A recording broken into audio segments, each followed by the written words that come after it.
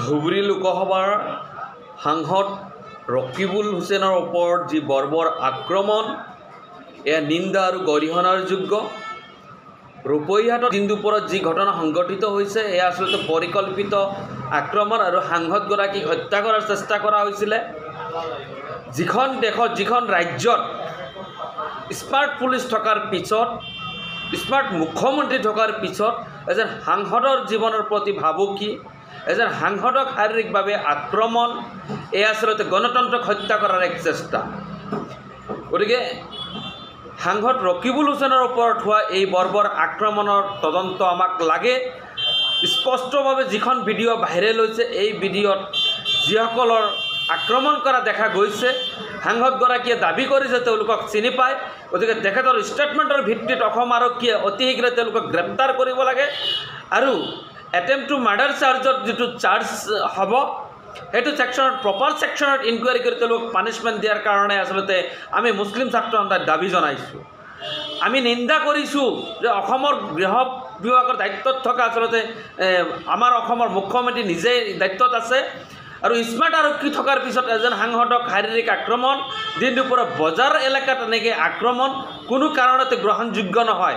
এয়া পৰিকল্পিত হত্যাৰ চেষ্টা। সাংসদ ৰকিবুল হুছেইন মুছলমান হোৱাৰ কাৰণে তেওঁক আক্ৰমণ কৰা হ'ল নেকি, আমাক উত্তৰ লাগে। নে তেওঁ বিৰোধী দলৰ নেতা হোৱাৰ কাৰণে তেওঁক আক্ৰমণ কৰা হ'ল, সেয়া তদন্তৰ আওতাত আনিব লাগে। আৰু এই আক্ৰমণকাৰীৰ আচলতে পিছত তেওঁলোকৰ লক্ষ্য আৰু উদ্দেশ্য কি এই কথাখিনি আমাক স্পষ্ট কৰি দিব লাগে। অন্যথাই আগন্তুক 24 ঘণ্টা যদি এই আক্ৰমণকাৰীক গ্ৰেপ্তাৰ কৰা নহয় তেতিয়াহ'লে কিন্তু আচলতে মুছলিম ছাত্ৰ সন্থাই ইয়াৰ ওপৰত তীব্ৰ আন্দোলনৰ কাৰ্যসূচী ৰূপায়ণ কৰিব, প্ৰশাসনতন্ত্ৰ স্তব্ধ হ'ব, সেয়া স্পষ্ট।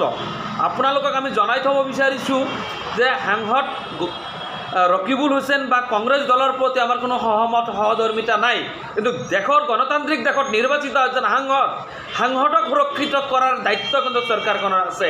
তেওঁৰ প্ৰাণ মালৰ সুৰক্ষাৰ দায়িত্ব কিন্তু অসম আৰক্ষীৰ আছে।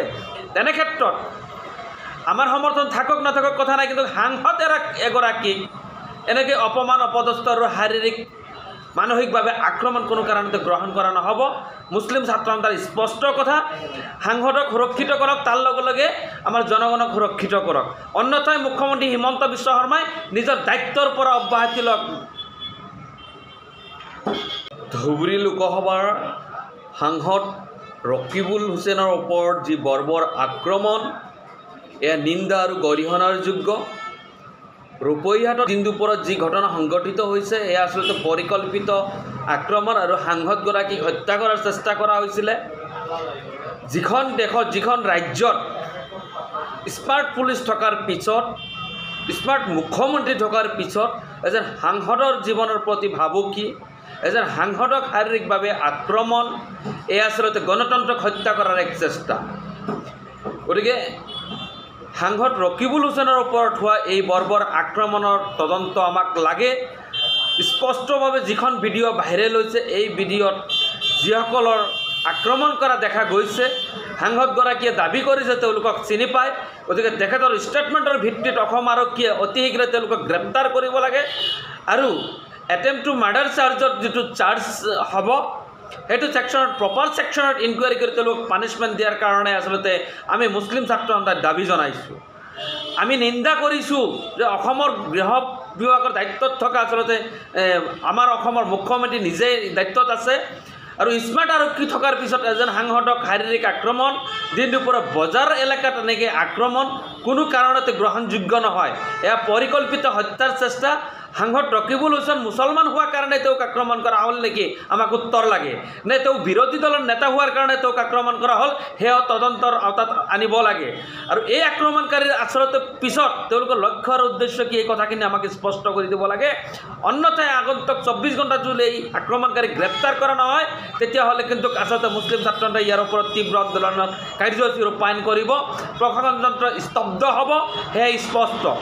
আপোনালোকক আমি জনাই থ'ব বিচাৰিছোঁ যে সাংসদ ৰকিবুল হুছেইন বা কংগ্ৰেছ দলৰ প্ৰতি আমাৰ কোনো সহধৰ্মিতা নাই, কিন্তু দেশৰ গণতান্ত্ৰিক দেশত নিৰ্বাচিত এজন সাংসদক সুৰক্ষিত কৰাৰ দায়িত্ব কিন্তু চৰকাৰখনৰ আছে।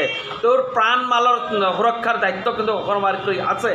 তেনে ক্ষেত্ৰত আমাৰ সমৰ্থন থাকক নাথাকক কথা নাই, কিন্তু সাংসদ এগৰাকীক এনেকৈ অপমান অপদস্থ আৰু শাৰীৰিক মানসিকভাৱে আক্ৰমণ কোনো কাৰণতে গ্ৰহণ কৰা নহ'ব। মুছলিম ছাত্ৰ সন্থাৰ স্পষ্ট কথা, সাংসদক সুৰক্ষিত কৰক, তাৰ লগে লগে আমাৰ জনগণক সুৰক্ষিত কৰক, অন্যথাই মুখ্যমন্ত্ৰী হিমন্ত বিশ্ব শৰ্মাই নিজৰ দায়িত্বৰ পৰা অব্যাহতি লওক।